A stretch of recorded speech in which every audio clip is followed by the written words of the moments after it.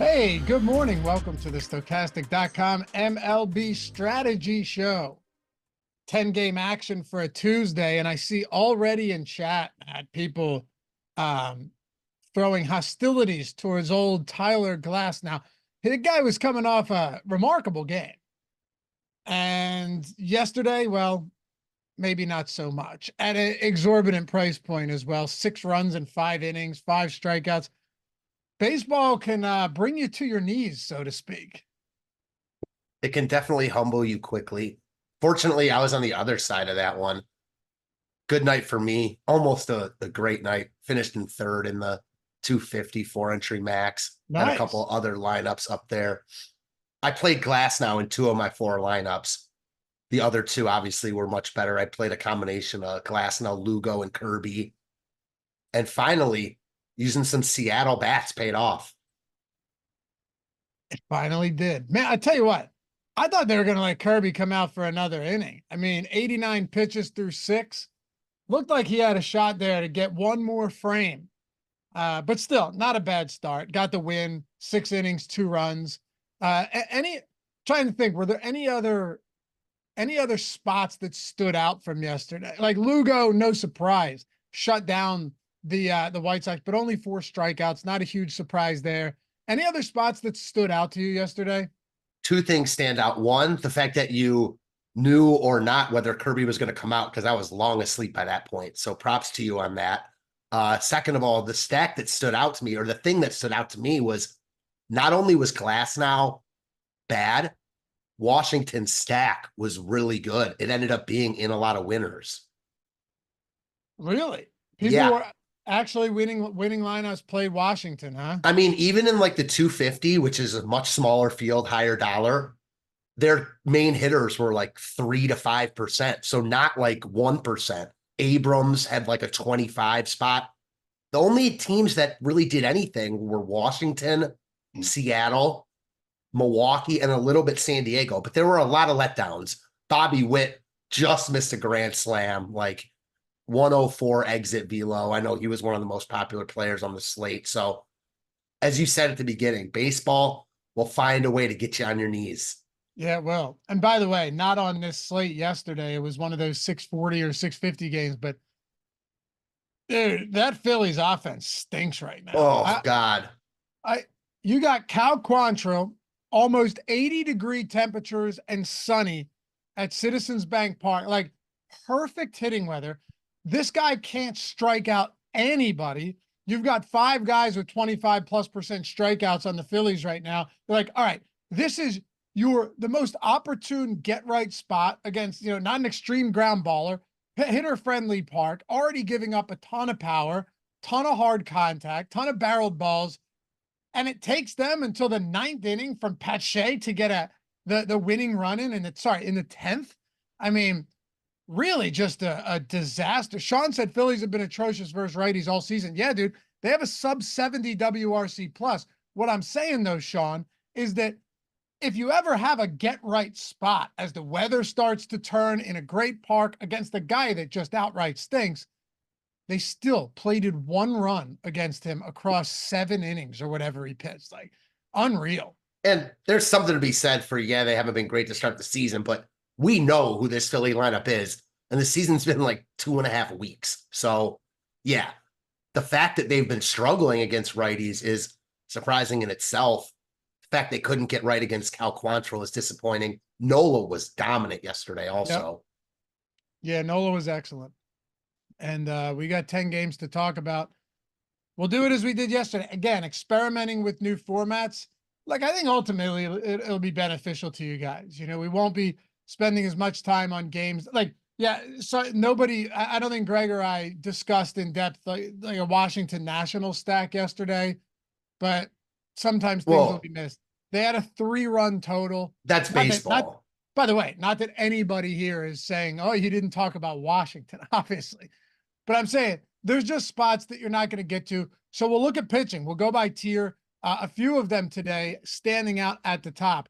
And they're not crazy priced either. 2 of whom come from the exact same game.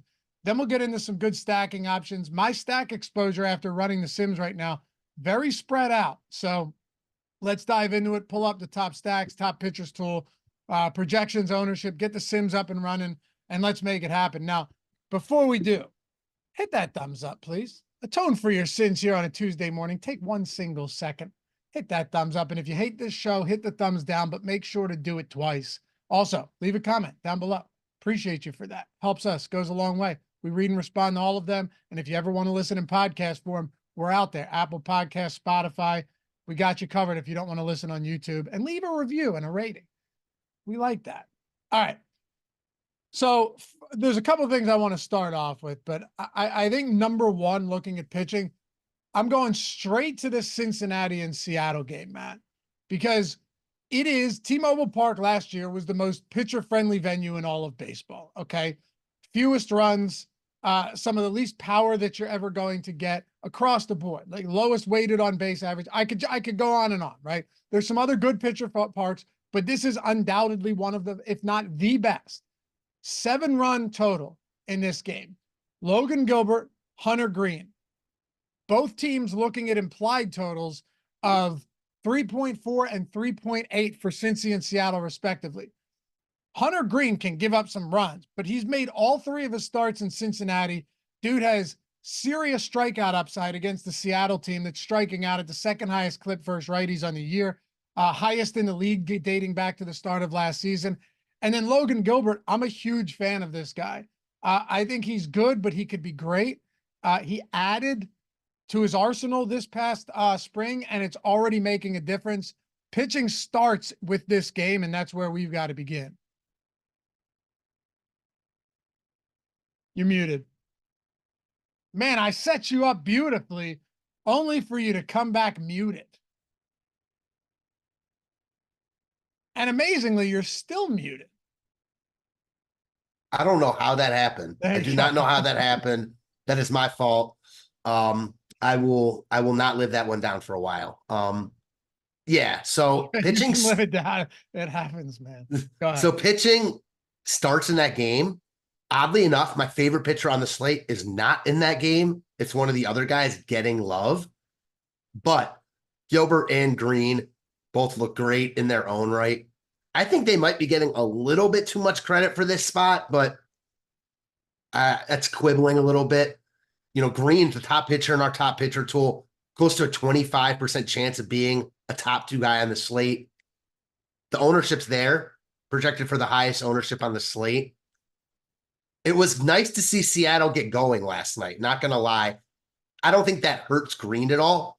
I just think it shows you that while Seattle strikes out a lot, they also have upside if the pitcher's off. So Julio Rodriguez had been awful to start the year, like basically an automatic strikeout every time he went to the plate. He got going a little bit. I don't like the matchup for Green as I did maybe a week ago. But again, he still looks like the best pitcher on the slate just because of his price tag combined with his strikeout upside. Here's why I like him. Number one, as you just pointed out, the price tag, in my opinion, is lower than it should be. Great. He has a career 30% strikeout rate, right? Career 14.5% swinging strike rate. These are really good numbers. Yesterday, you saw them tag Frankie Montas. He only had 1 strikeout. It happens. We saw Chicago go out there and the White Sox after scoring like 16 runs in 20 games or whatever it was. And they go out and once in a while put some run. It doesn't necessarily dissuade me from going to Green though, because he could give up runs and at the same time still have 9 strikeouts. Like I think there's some, unless he just completely unravels. The guy definitely has struggled with walks, you know, career walk rate of 9%. It happens with high K pitchers sometimes. I get that. But also you look at the home runs that he's allowed. That's been an issue. It's going to be an issue when you pitch at Great American Ballpark. I would say this is probably the best change in pitching environment outside of Coors Field, really, that any pitcher could get. It's up there for sure, if nothing else. And I'm with you on the price tag. Like, especially when you consider a guy like Cease, shouldn't be $1,700 more. Green is too cheap. So I understand why he's getting the love. And I'm with you. Just because Seattle was good yesterday doesn't mean hardly anything for today as far as Green's upside goes. So he looks really good. The ownership is there. We're not telling anyone a story they can't read themselves, but he looks really good. And so does Gilbert. Yeah, Gilbert and somebody mentioned in chat, I think it was, I lost it. Anyway, the highest owned pitcher today would be Hunter Green. Could definitely see that. No doubt about it. It was Ron. I will say though, I ran the Sims, which factors in, and of course we're waiting on, I don't know if we got it officially yet. Did we get Landon Knack as I don't think he's official yet. Just making sure. My point is when you don't have the starter listed for a team, it can throw things out of whack a little bit. I don't think it should be too bad here though, because we have him probable and we have him projected in our projections, ownership and the Sims. Yeah, we don't have anybody yet, but even with the ownership right now, I was still getting highest exposure of any player, any pitcher, Hunter Green right now at 55%. So Yeah. it just goes to show that maybe he's too cheap. Maybe the upside is too big here. All of that stands out. Logan Gilbert, though, on the other side, look, Cincinnati has proven that they have some power. Granted, they've played a lot of games at Great American already, and this is a massive downgrade in park shift for them. But they strike out a lot too. There's a team right now against righties that has a 26% strikeout rate. We saw Kirby, who's not a prolific strikeout pitcher, but he went out there 6 strong innings yesterday, 6 strikeouts. I thought he could have gone 7, but Logan Gilbert to start the year, 30% strikeout rate, walking batters at sub 4%. He's got some great stuff. Yeah, we've talked about the Seattle rotation, and Gilbert's just next in line here. Castillo was really good in his last start.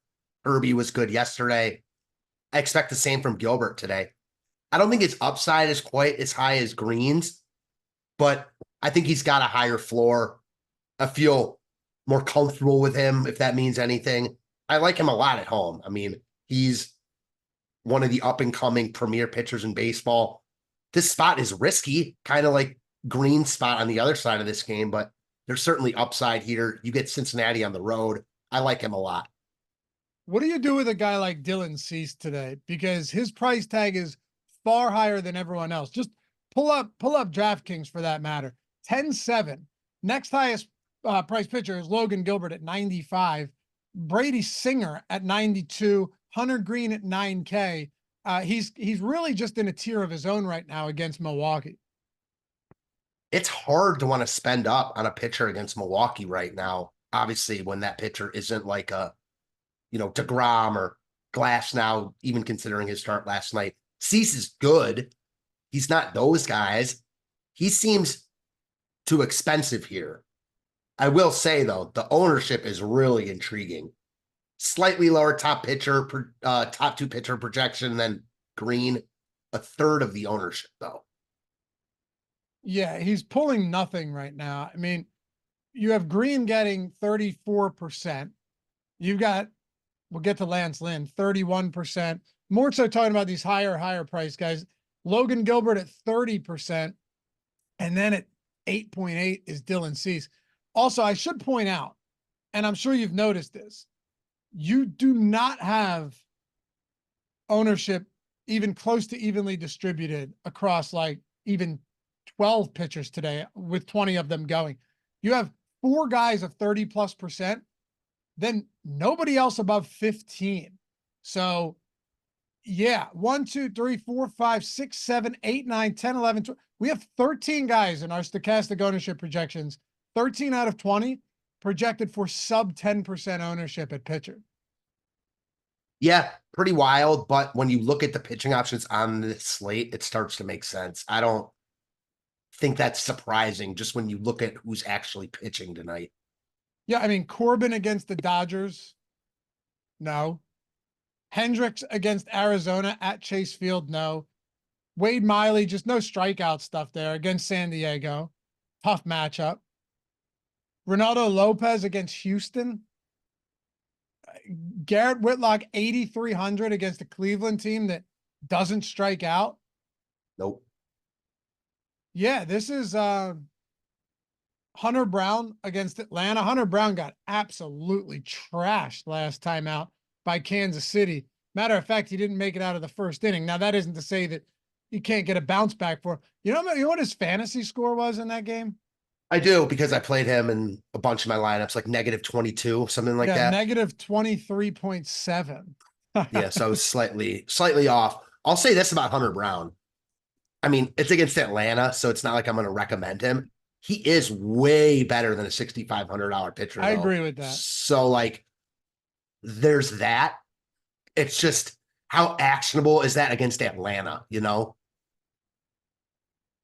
Yeah, he's very cheap. He's very the argument to be made here would be like, all right, how many people are going to end up, assuming he starts, going to a 6K Landon Knack? How many people are going to go to $7,200 Jose Quintana?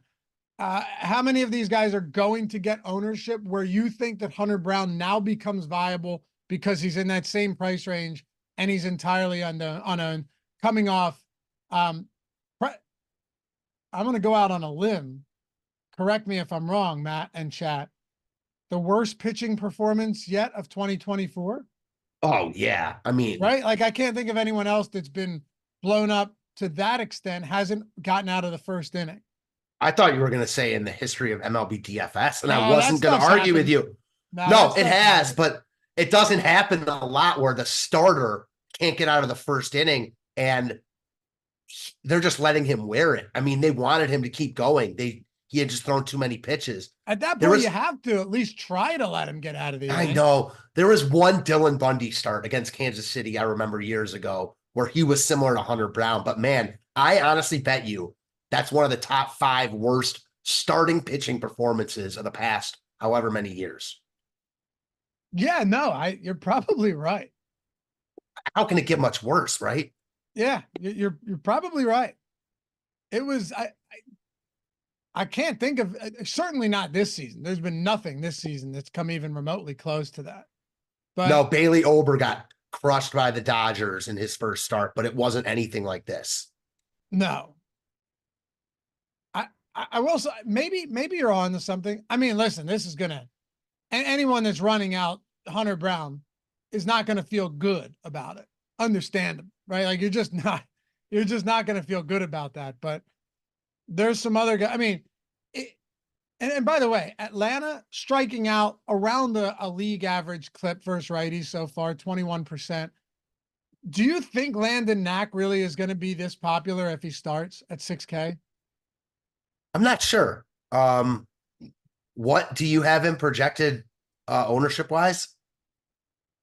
And you're right, Steven. Yeah, AJ Puck was bad in his first start, but no, it wasn't. It wasn't that. I think That he was got out of the walks. first, right?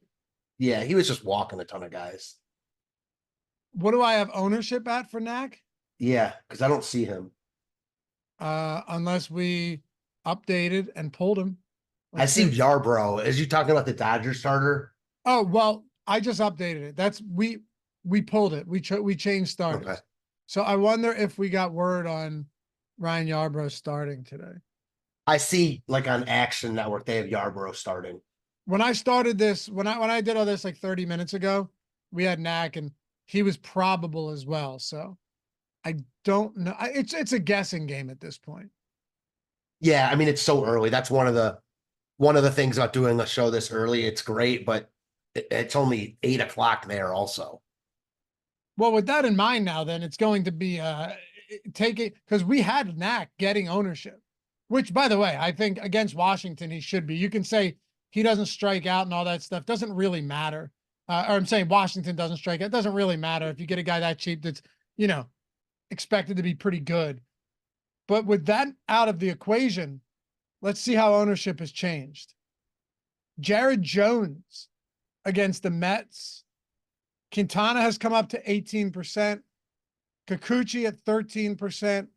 Dylan Cease at 11. You still have Green, Gilbert, and Lynn up there at the top, though.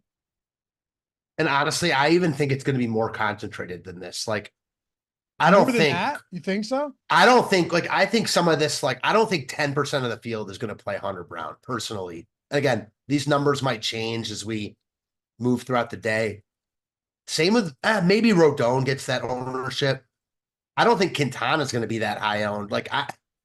Green, Gilbert, Lynn really stand out to me on this slate. So I'm sure they stand out to a lot of people. Ron said Knack 2%, if that. Ron, if no way. If Knack started, you would be so wildly far off that I can't even put a number on it. At 6K against Washington, if Landon Knack started, probably the highest owned pitcher on the slate. I think he'd be comparable with the guy that's getting love right now. Maybe he'd be the highest. I wouldn't be surprised either way. I think you'd still see a sub-4 implied total for Washington. Yeah, I mean, the Dodgers bullpen is good. Washington's offense is not good. I mean, think about it. Even if he's not the highest owned, there's no way that Knack would come in lower than like 20%. I agree. I do think you're almost considering ownership as if you were 4K, which is a big difference. Like, I think you're right. It's a big difference. It's a big difference, except there aren't a lot of cheap pitchers today that are even remotely viable, number one, and it's the Washington Nationals. Like, do you think people would be going to JP Sears or Landon Knack, who's also much more likely to get the win? Definitely, of the cheap pitchers, he'll be by far the highest owned. And maybe you're right. Corbin or Knack, Wade Miley or Knack, Kyle Hendricks or Knack. I'm just saying, look at your alternatives here. I don't see anything that's even remotely viable. I agree with that. I guess it will also depend on like how expensive the stacks are. And we have the Dodgers on this slate. So I'm sure that will be a popular construction. Him and Dodgers. Against Corbin? Yeah. Yeah. And by the way, I'm not out here saying that like Landon Knack is some, spectacular play. Just the price point and the matchup. I think it would make a difference, but we'll see. I don't know. We'll see. I see projections for him like a 22, 23% strikeout rate at the major league level. Yeah. Pretty sure that that's something that would, interest some people. Either way. Yeah. Jordan, do me a favor. Rerun the Sims, please. Now that Landon Knack is out of it, refresh that and rerun that so we can see what the results look like. I assume Hunter Green's still going to be up there. Also, guys, NBA play-ins start today. So we'll call it the playoffs. You got Warriors and you've got the Kings, you've got Pelicans and Lakers. 50%. We're doing this, by the way, only for live stream viewers. So only if you're watching after the fact, it counts too. But if you're watching any of our shows today, MLB, NBA, whatever that may be, right here on the Stochastic YouTube channel, you're getting 50% off a weekly Sims package. First payment, NBA Sims Max Weekly, 50% off. Boom. That simple. There are no strings attached. By the way, Jokic, why did we select that picture? He looks like he's dying. Wow. He looks like he's 70 years old and he got face swapped with a version of Rob Dyrdek. Do you not see that? I see what you're seeing. Like, I don't personally see that. I think it's like faces just looks augmented in this picture, but I see what you're saying. That's why I'm chuckling. Rob Dyrdek's eyes and mouth right there. Anyway, 50% off Sims Max package for the first week. Dude, first of all, a lot of games first round of the playoffs.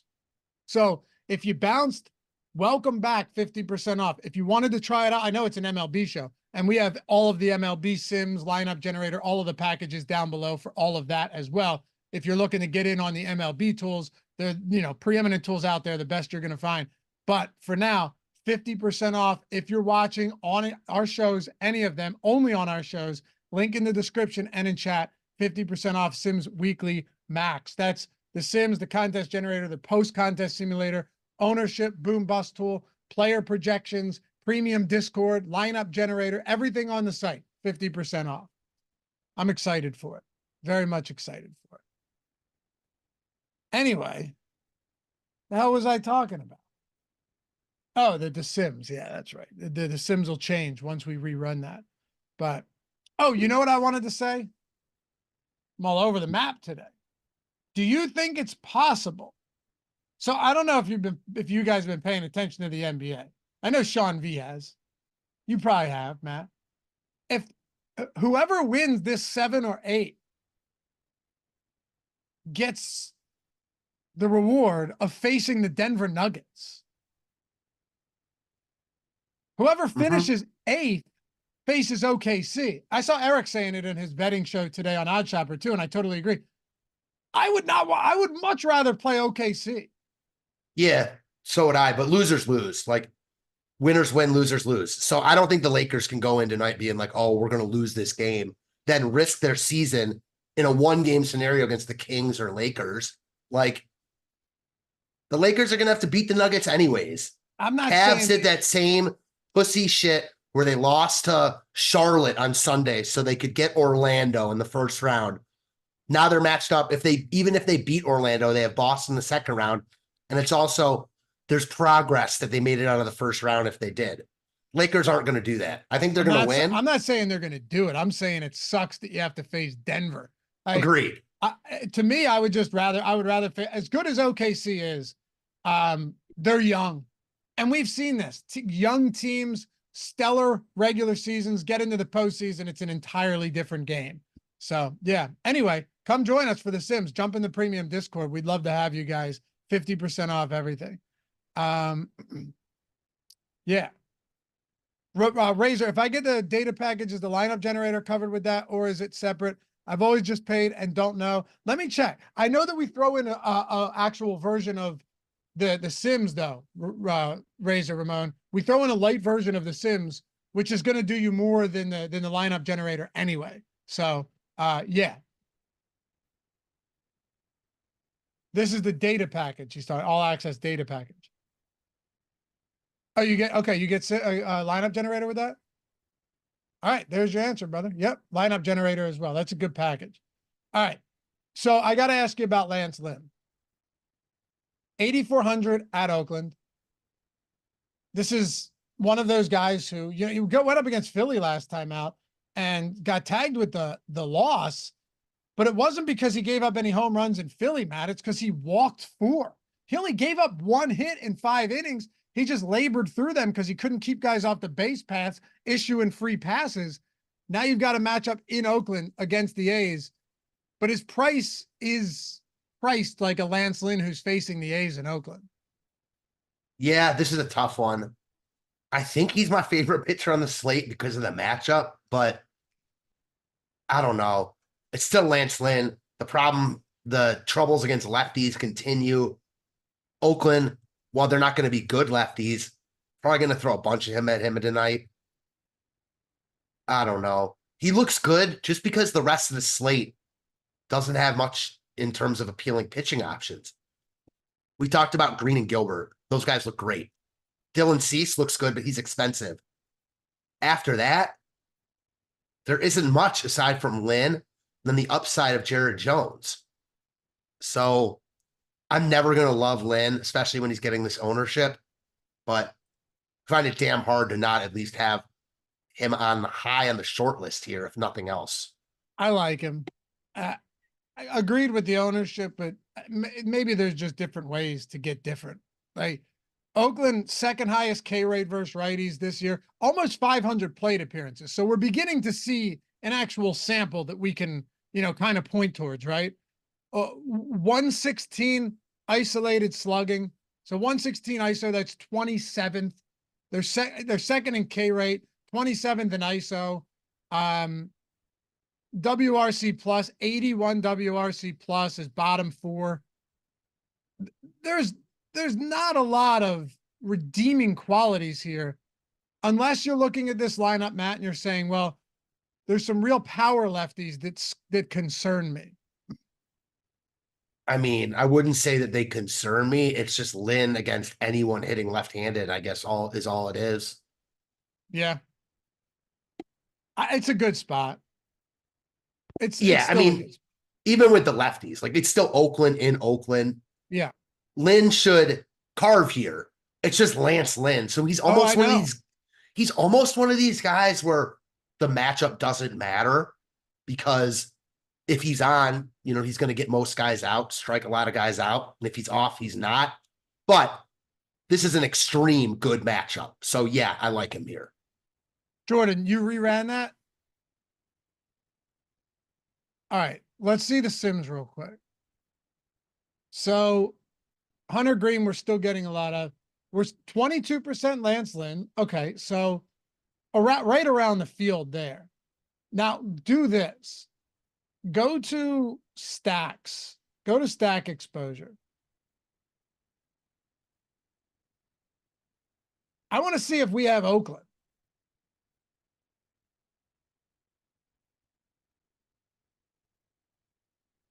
Do we have any Oakland? All right, a little bit. I've said this to you. You said this to me, especially last start against Philly and Philly. Like Lance Lynn's a good pitching option, and the Philly stacks were a good option. Would you consider some Oakland stacks at a discount today? Consider, yeah, if I were multi-entering, playing 150, sure. More than likely, though, I think you're better off just picking a couple bats if you're going to use, go with that route. Seth Brown, probably really cheap and has upside here. They've got some guys you can pick out. I'd have trouble like 5-man stacking them, but I don't think it's the worst play in the world considering their price tags. All right, so we touched on Green, Gilbert, Lynn, Dylan Cease, Hunter Brown, a lot of these guys. Anyone else you want to dig into a little bit here? Jared Jones getting love against the Mets, Quintana against Pittsburgh, Kikuchi getting some ownership against the Yankees, coming off a great start last time out against, you guessed it, Seattle Mariners. What other spots could we look towards today? Maybe guys getting ownership or just leverage spots. I think really the only other guy worth at least talking about at length is Jared Jones. He's been phenomenal to start the season. Highly regarded prospect, pitched great in spring training, so got the call up right away. Has been really, really good. Now, he hovers around the zone, so he's going to give up some power, but gotta like the strikeout upside we've seen from him. This is a Mets team that doesn't scare you. They don't strike out a lot. This is the prototypical kind of what you said with Lynn. I could see Jones and the Mets stack being GPP viable here. I'm mildly interested in Kikuchi. I'm not, but go ahead. What about him do you not like? Of course, facing the Yankees. Is that just don't want to touch him against the Yankees? It's that. I'm not going to say like maybe I was too harsh when I said I'm not. His strikeout upside puts him in play. Now he's more expensive than he'd been, but the ownership has come down. I hate the matchup. I don't like the matchup either. I get it. But, this is a guy that is flat. These Toronto pitchers at home also. What is it about Toronto pitchers at home? It's kind of crazy. But 39, he has a monster K rate. Over the last 2 seasons, almost a 30% strikeout rate at home. He's been good. He struggled a bit in his first start, but striking out 31% of batters this season. This is just one of those spots to me that could go both ways. And quite frankly, Yankee bats are mildly appealing to me as well. He's still somebody that in 2022 allowed over 2 home runs per 9, 1.5 home runs per 9 last year. But then you go on the other hand, 27, 26, 30% strikeout rate. This feels like both sides are viable to me. I don't know. Tell me what you think. Chat, tell me what you think. Like, is Kikuchi to you just wildly out of play and you look towards the Yankees? Are you fading both sides of this? And I see the power, but I also see some strikeouts. I actually like the Kikuchi side more than the Yankees just because of this slate. So I don't love Kikuchi, but he is like, after the three guys I mentioned, Lynn, Gilbert, and Green, I think Kikuchi's right in that next group. The Yankees are really expensive, and I think there's multiple teams that look better than the Yankees with all the shitty pitching tonight. I guess now the question becomes like, do you go back to Quintana against Pittsburgh, 18%? He seems to be owned every single slate. It's been a bunch of short slates that he's been on, but or at least last one, he doesn't excite me. Carlos Rodon doesn't excite me. And I'm not touching any of these guys down there at Sears, Henry, Lopez, Singer's. That price point on Singer's wild. He's getting less than 1% ownership against the White Sox right now. That's only because of weather. Like, Singer would be one of my favorite pitchers on the slate. That game is like red all over. Probably going to get postponed early. You don't think it plays? I don't. Okay. And I have to think that the ownership is so low on all sides of that game. The Royals stack and Singer because of that. Yeah. Another starter for the White Sox back-to-back days that isn't even in the player pool. Jonathan Cannon. Jesus. It's crazy. But it's week 3. Good for them. I'm serious. Good for them. They're going In nowhere what sense? fast. What? In what sense good for them? They're going nowhere fast. Faster than anybody else. Fuck it. Get as many young arms out there and use the entirety of the season to see what you have. I see so many other bad teams throw out these retread pitchers that are never going to get them anywhere, and you don't really care what they have. You're just trying to get through 6 months of the year. In this case, hey, let's see what we have. Maybe these guys end up being great, and maybe next year we figured out our rotation. Maybe by the end of this year we figured out we got our guys. We got a real rotation. If not, all right, cut them loose. I totally agree with that. The reason I'm like questioning their whole motive is they just signed Tommy Pham yesterday, and they have Robbie Grossman leading off. So what is it exactly that they're doing? I'm not sure. Well, yeah, but you're also dealing with, I mean, those injuries to the lineup are significant. I'm with you though. Like, compared to the Rockies, who are throwing out like Dakota Hudson and Cal Quantrill, like, why? At least these guys might be even worse, but one of them might be good. I'm with that. And I get what you're saying. Like, yeah, just make the whole start. I mean, you can't take everyone on the team and just make you're right. I know. Well, here's the thing. I'm a Phillies fan. I've suffered through some terrible, terrible years. I promise you, I would have rather us experiment. It's like Ben Rossa always says, you know, in football, where you're going nowhere, you're terrible. Experiment with different type of play calls, wild stuff. You know, in this case, bring some guys up, see what they can do. If they stink, you're no worse for wear. It makes no difference. You would have lost anyway, you know? Yeah, agreed. Anyway, you're right. This game probably does not play. Will be interesting if it does, though. Winds blowing in from center at close to 20 miles per hour. If it plays, Singer could be my favorite pitcher on the slate. He's been good this year. This White Sox lineup is atrocious. Yeah. Yeah. Razor, you call me Dave. It's fine, brother. Said, I don't know why I called you Dave. Everyone in the real world mostly calls me Dave. It's funny how that works. Like, in different circles, you have different names. Yeah. My mom calls me David. She's the only one. Yeah. I don't know. Anyway, did we cover everything for pitching? I think we hit on a lot here.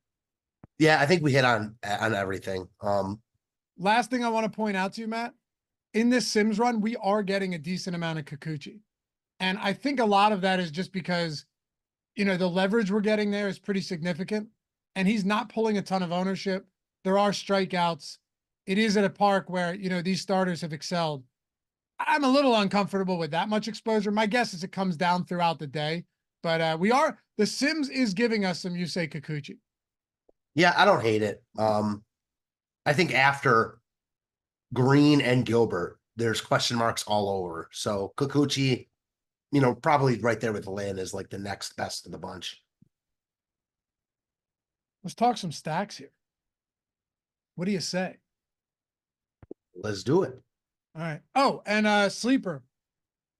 I don't know how you guys are there yet, but if it's available to you, $500 first match deposit bonus. And guess what, friends? A little free square action today. If you're a new user and you sign up, you get up to a $500 first match deposit bonus. That's massive, biggest of any pick'em site out there. But LeBron James, free square, 26.5 points, discounted down to a half a point. Fuck, man, playing basketball is actually fun. The NBA does some dumb stuff. The play-ins are fun. I already got a load of bets down for these games, but if you're on sleeper, particularly in non-legal betting states, you can up to 100 extra entries. My recommendation is don't go that crazy. You're just going to be throwing money away, but they have multipliers where you can take home runs. You can take double doubles, right? You can take touchdown scores, because instead of it just being standard odds, like -110 to -125, which is where they usually are comfortable putting them without removing the hook, as Prize Picks does, or I'm sorry, as Underdog does, and Prize Picks, I think too, right?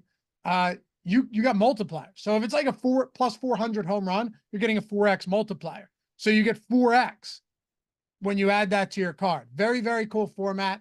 Nice little interface, solid app, and a huge deposit bonus, plus a free square for new users today. LeBron James over half a point. Link in the description and in chat if you're not on Sleeper yet. All right, give me your top stack out of the gate. Say you're playing one lineup. Playing one lineup, who's your top stack? I'm going to say Arizona. I think there's a few up top that look really good. I like Arizona at home against Hendricks. I think their lineup sets up really, really nicely against him.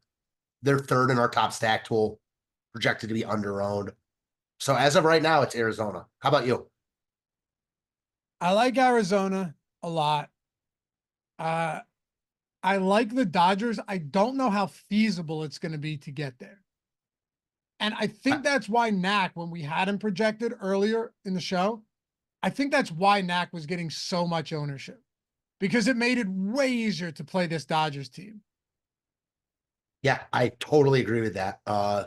That's why Knack himself would be wildly in play. St. Louis against Sears, not a great, so it's an okay spot. Boston against Tanner Bybee. Oddly enough, you look at some of these and there aren't great pitchers, but there also aren't that many good stacking options either. Like, I could definitely see why you'd go Arizona against Hendricks. Cubs against Tommy Henry. The reason that stands out is look at the value score in our top stacks tool, right? So they right now, you don't see this very often, my friends. For those of you that You're right. For those of you that have been using the top stacks tool for a while, or even just watching the show and paying attention to this, you would know that when a team has the second highest top stack probability, let's just say the highest, they're essentially tied with the Dodgers, right? 11.3, 11.5, we're splitting hairs. And they also have the second highest value score behind only the White Sox. And the only reason the White Sox have that is because they're dirt cheap and they're getting no ownership, but doesn't matter. They have a 1% top stack probability. The Chicago team against the left-handed Henry today in Arizona, at least if you're looking from our tools perspective, looks shockingly good. And under-owned. Never see a team in the top stack tool grade out this well from just a top stack perspective, and value, and coming in with leverage. Now, they are the second highest owned team on the slate, but not worried about it at all. I'm sure most of that ownership is jumbled with the top of the lineup guys. No Suzuki hurts their lineup, but this is a play against Tommy Henry. I like the Cubs quite a bit. I like both sides of this game. Jordan, what are we getting to Cubs exposure in the Sims?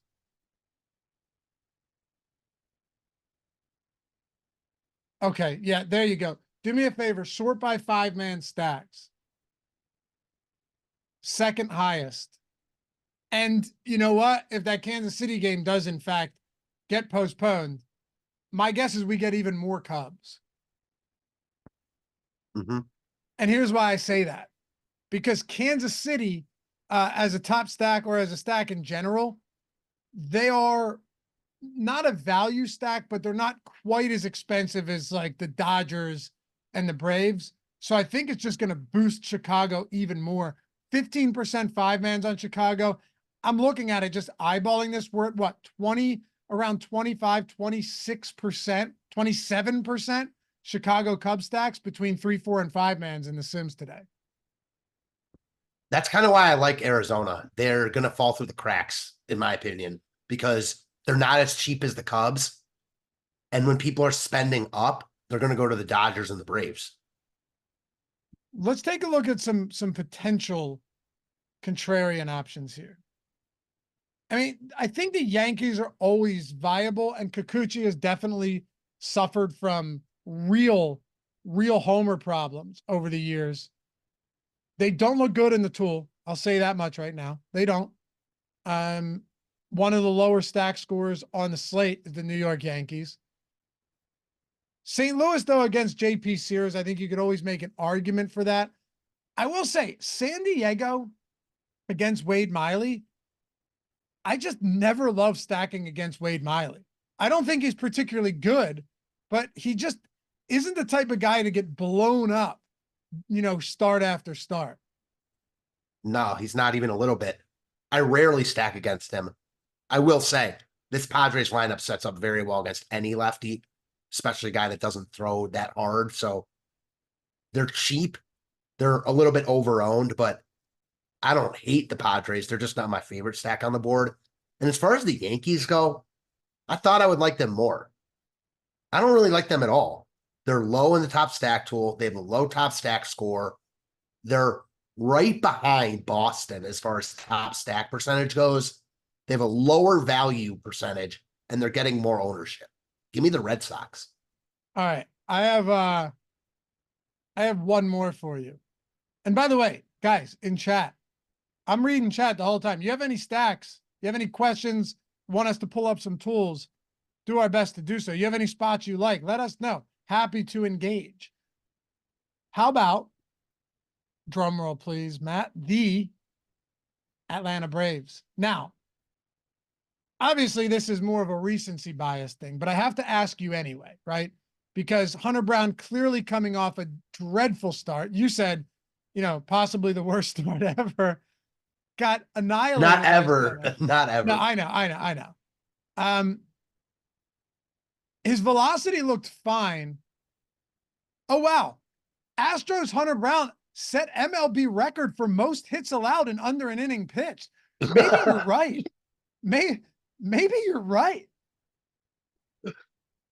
Yeah, they were really letting him wear it. Like, they did not want to take him out because they had to go to their bullpen the day before. I was watching pieces of this. Dude, this just makes me want to play Hunter Brown. Like, it doesn't make me want to stack Atlanta. It makes me want to play Hunter Brown. Do you know what his BABIP is this year? Just take a guess what his BABIP. Guys, take a guess. What's Hunter Brown's BABIP this year? Oof. Or you're asking the chat, so I'm asking you too. It's got to be crazy high. I'm gonna say 420. 583. Oh my goodness. That's great. I've never even heard of a BABIP that high. No. Batting average on balls in play, my friends. I wonder how much it went up from just the last game because he only got. Oh, for sure. But still, what I'm saying is That's nuts. I'm not saying he was good. Don't get me wrong, but he was still kind of BABIP to death in that start as well. I think he gave up. Oh yeah, he was a lot of up the middle grounders. I think it was 10 singles. Yeah, you're so right about that. And the other thing about this, he's good. He's not like some journeyman, middle of the road type guy. Like, he's a potential upper tier, top of the rotation type starter. So if this were against anyone else but the Braves or most other teams, I'd be very interested in 6,500 Hunter Brown. Hell, I played him last week whenever he was close to 8K against Kansas City. His price tag puts him in play, but ultimately, I think I'll probably just not stack Atlanta and not play him either. 833 BABIP last start. That's insane. But the start before that was 538, and the start before that was 364. I didn't think I was going to be so far off when I said 420. Dude, he's not allowing that much hard contact. Oh my God. Guess how many barreled balls he's allowed all year on 3 starts? It's not, that's going to be low. Tell me. 1. Wow. 1 barrel. This is all this stuff is definitely making me more interested in playing him tonight. It's crazy. And like, you know, you're right. Maybe this is just the wrong spot to play him. He's also, I don't want to just act like this is all bad luck.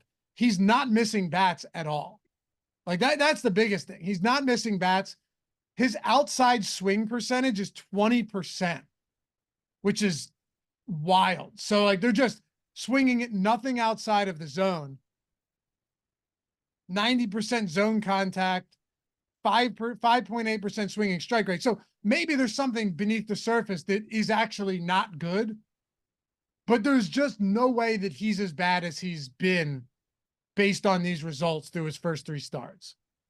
Totally agree with that. My problem tonight is this Atlanta team not missing is a recipe for disaster. Like, again, I respect Brown a lot, so I probably won't prioritize Atlanta, but it's Atlanta facing a pitcher who seemingly can't miss any bats.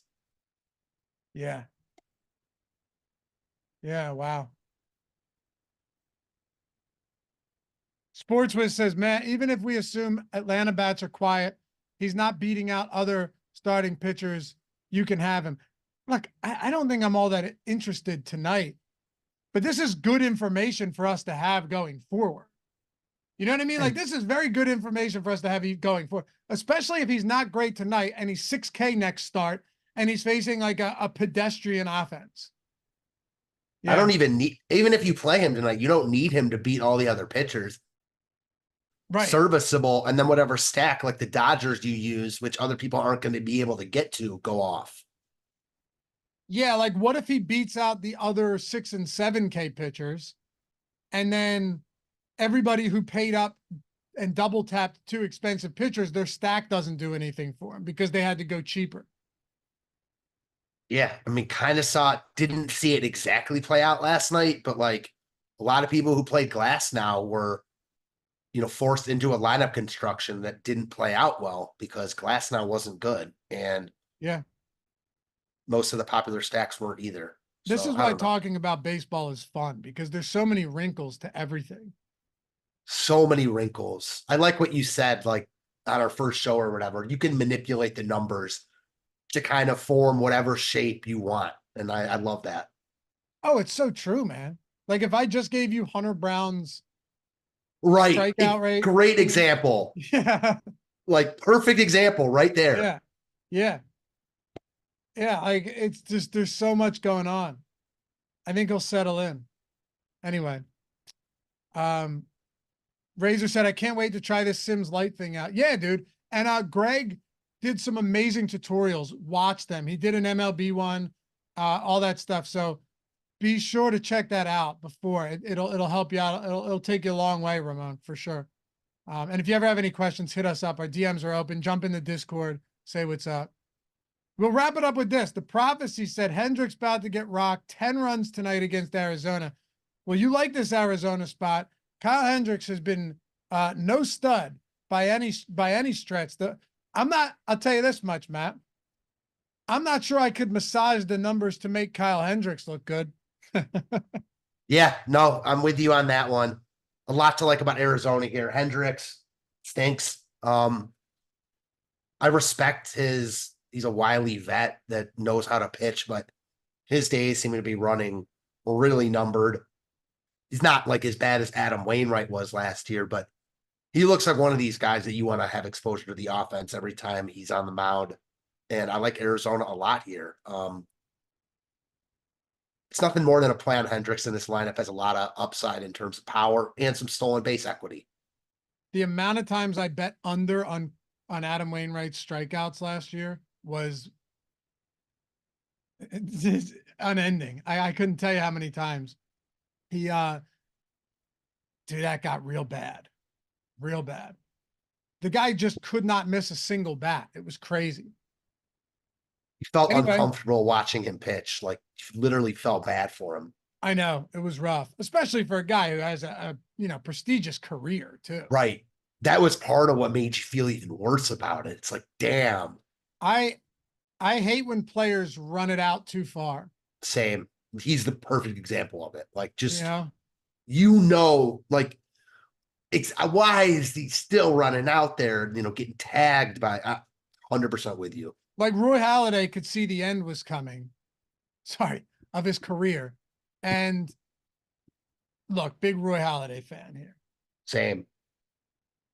He was, he threw a perfect game for the Phillies. Never got a World Series with him, but threw a perfect game and a no-hitter in the same season. I still remember where I was for both of those.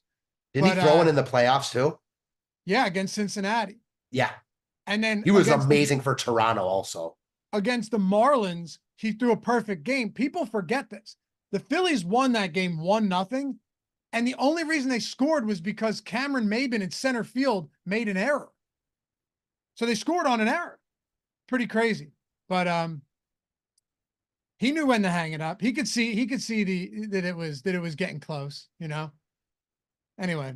Hey, follow Matt at Fantasy Tips Matt, me at Laffy_D. As always, really appreciate you guys hanging out, watching these every day. I know basketball's still happening, but baseball is fun. And live before lock tonight. Matt and I'll be back with you tomorrow, live before lock, I believe. It should be 11 or 12. I'm assuming it's going to be 12 o'clock show.